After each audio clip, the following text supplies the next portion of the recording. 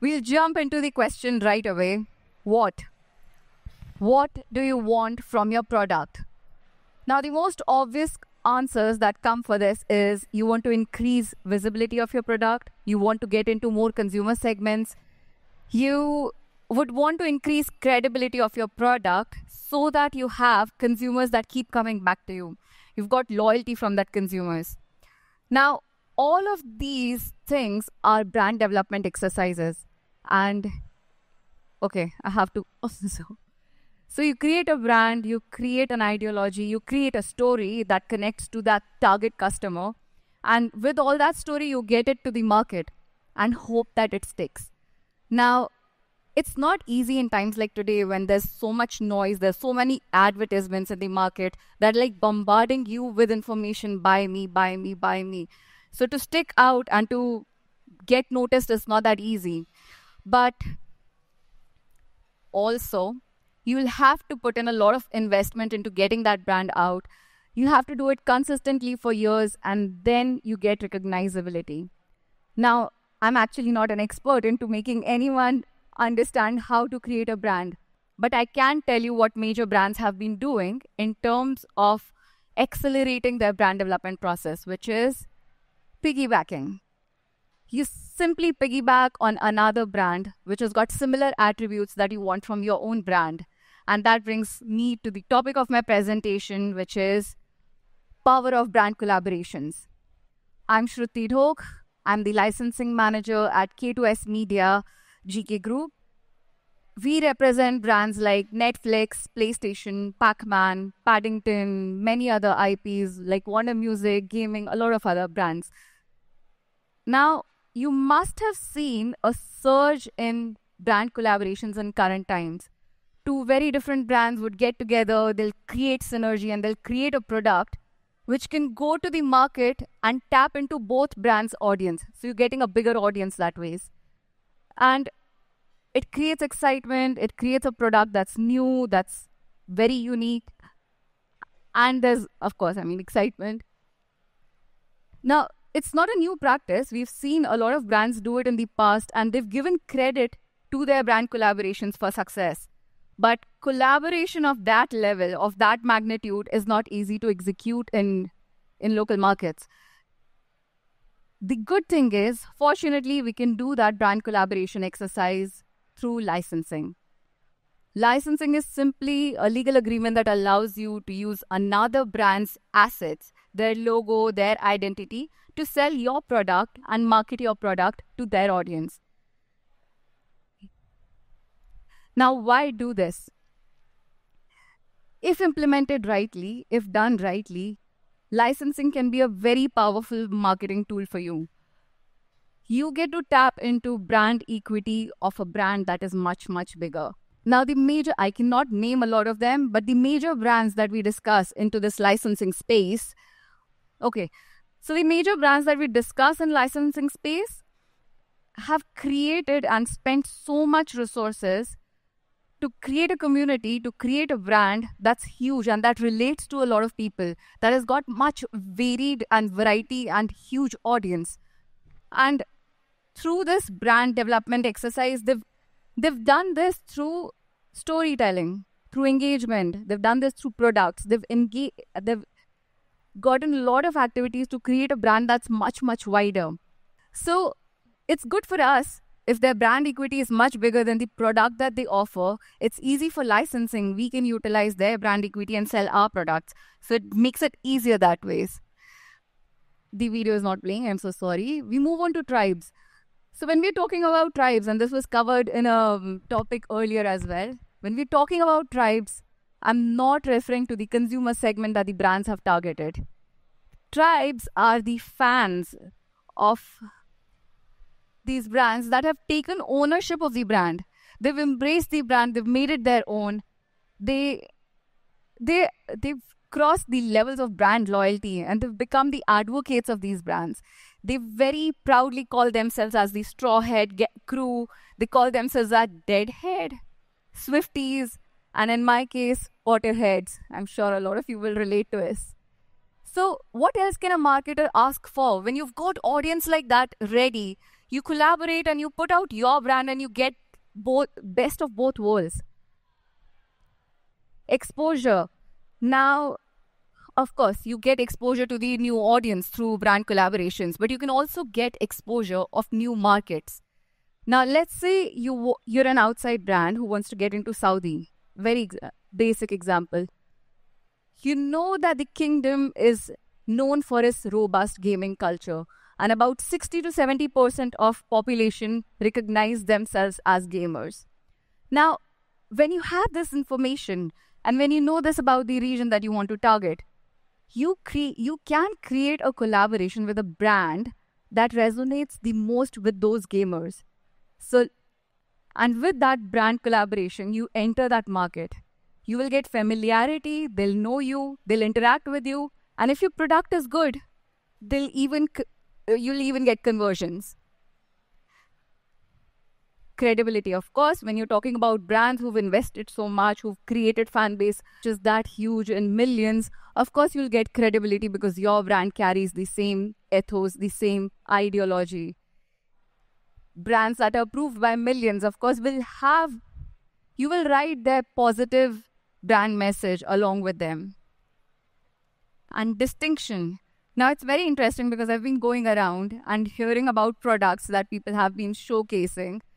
There are a couple of terms that keep coming back again and again, like sustainability. Of course, very good. Thank God Paper World is hosting thing like, which is promoting sustainability a lot. But in your products that you see sustainability, quality, and premiumness, and these terms keep coming back again and again. Now it becomes, after 4 or 5, it becomes difficult to understand who's doing what, and everything starts looking very similar. Just to quote an example here, if you're targeting, let's say you want to create stationery for a preschool girl, your design process would be very simple. You go with those pinks and blues and you'll put a little glitter, you'll put something shiny, you'll try and target that audience with things that they like. But again, when you take your product to the storefront, it'll all get lost in the seas of blues and pinks because everyone else is going to try and do the same thing. But if you go with a brand that that consumer segment resonates with, that they love, they admire, they aspire for, then you can create something which looks not only distinct, but it will also talk to the audience, talk to your target audience personally. And novelty. This is a challenge. This has been a challenge for everyone all throughout the time. In my 15 years of career, in design, in retail, in licensing, everyone has been asking for newness. The moment your customer walks into the store, every time they walk into the store, in fact, they'll ask for what's new, how much new can you create? And it's not that they're going to buy something radically new. It's not that. They still want the product to be in their parameters. They still want familiarity. They still want that connection. But through licensing, we can tackle this issue. So the responsibility also goes onto the brand that you're collaborating with. They are investing into creating newness every season. They'll create new movies, they'll create new content, some kind of engagement, and they'll make sure that your product gets that newness through artworks, through other digital media, through marketing, and through other things. If that does not work, you can always change your character. You can go with one trending character one season, another trending character another season. So this can be handled very well with licensing. Well, now that we've covered strategy, research, market, the story that you take to your market, you've reduced risk and time and handle design part of it. We can go to how you take advantage of licensing for your particular brand.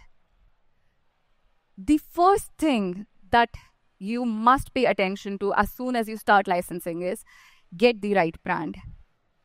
You've got multiple options in times like today. You've got movies, you've got music, you've got sports, you've got gaming, you've got those nostalgic, rich properties. You've got a lot of options to choose from. But to get the right brand, let's say your audience is teens. Now, this segment is not that easy to reach. They don't share the same social media space, the digital space like us. They watch different content, they live in different space, and they want to look different from us. So it's more difficult to reach this segment. But when you have data that the media consumption is happening more from YouTube and Netflix, and let's say 86% of them identify as gamers, and the social media is not going to be Facebook or Instagram, it's going to be more TikTok, Snapchat, and they even talk to each other on Roblox. So when you have these data, you need to find a brand that they find in their space and go and connect to them there. So one of the very good examples, and I hope the video plays now. I'm so sorry, but I have to share. Please go and watch this video because it kind of embraces exactly what brand collaboration should be. So this was a collaboration that was done at Clark's with Stranger Things. Now they've not only understood what people are watching, what that segment is watching, they've kind of embraced the story, the part of story that the kids connected to, and used it to make a campaign, a complete campaign. So it's not just product, it was also a video that, okay, please search it on YouTube because that will help my case. Then if your audience is a bit younger, you know they're the generation that is labeled as the iPad generation. They learn more on social media, let's say, other than not social media, they learn more on their digital space than they do in the school. Now, brands like that, they're going to be high energy brands that are found in that digital space. And if your audience is even younger, you don't even have to do a research to understand what they're watching because they'll make sure no one else watches anything else. It's going to be their poems, their songs, and their content that will keep playing in the house the whole time. So those are the brands that they resonate with. But for the same audience, when decision makers are their parents, your brands change entirely. Then you go to those brands that millennials had connected to in their childhood. So you have those nostalgic, rich history brands. At the same time, with the growing gaming population, the brands that you connect to are going to be gaming IPs. Now, you must have seen this gaming culture has started influencing trends overall. Your music, your series, your TV, even fashion for that matters is getting influenced by how gaming looks like and how gaming has started influencing everything else. So when you want to target an audience which is that gaming centric, and let's suppose you're a brand which is very different, you're like a sports brand, what do? You create a collaboration with a famous gaming brand that takes up the space in gamers' mind, and you create a sports collaboration which will connect to those audience. Likewise, if your audience is sports people or just spectators, your brand choice is going to be like this. Your brand choice is going to be more like the sports clubs or the sports events or other things. And if you've seen your 16 plus women audience getting all regal and dressing up royally and hosting tea parties and other things, you understand that they're getting influenced by certain kind of series. And that is the place that you go and reach them. Now, when we get the brand right, the next big step is going to be action points, which is create and market.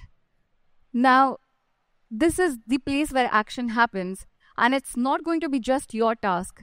There's going to be your licensor or your brand who's going to be with you in this journey. You can create a collaboration through either of them. You can do product development or packaging or in-store branding and marketing promotion. But a holistic collaboration is going to be when you have everything covered. That's how you place your brand ahead. That's how you utilize another brand's equity to push your brand and to figure out how to make maximum out of it. That brings us to the moment of truth, which is the launch. Now, if you have planned it right, with your launch, there would be some event happening, some brand event happening, like a movie launch or a series launch or a marketing activation or something. which will drive global marketing for that brand.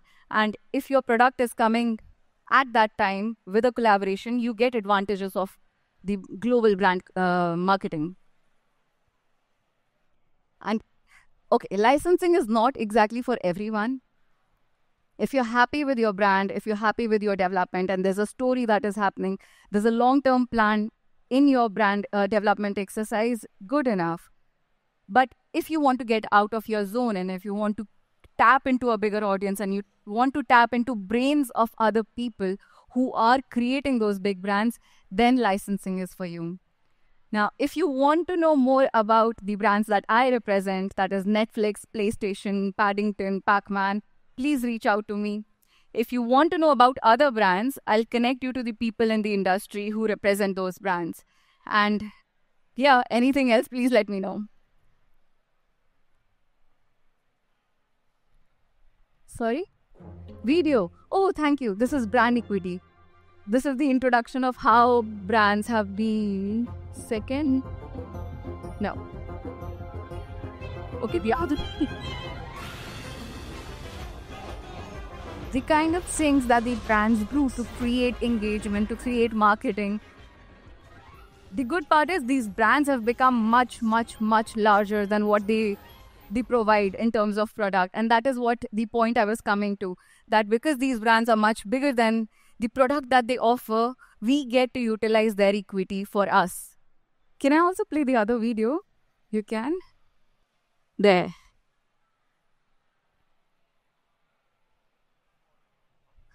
I don't think so, but it's okay. So this was the collaboration at Clark's. They created their collaboration was with Stranger Things. So they tapped into that part of Stranger Things where the kid was getting bullied, and they stand back because one of them has supernatural powers. Now the brand collaboration taps into that complete very well. So there's a bully, and there is the person who's adapting with who's experimenting with that product that has got Stranger Things and has got power of Stranger Things, and they're beating this and they're fighting bully.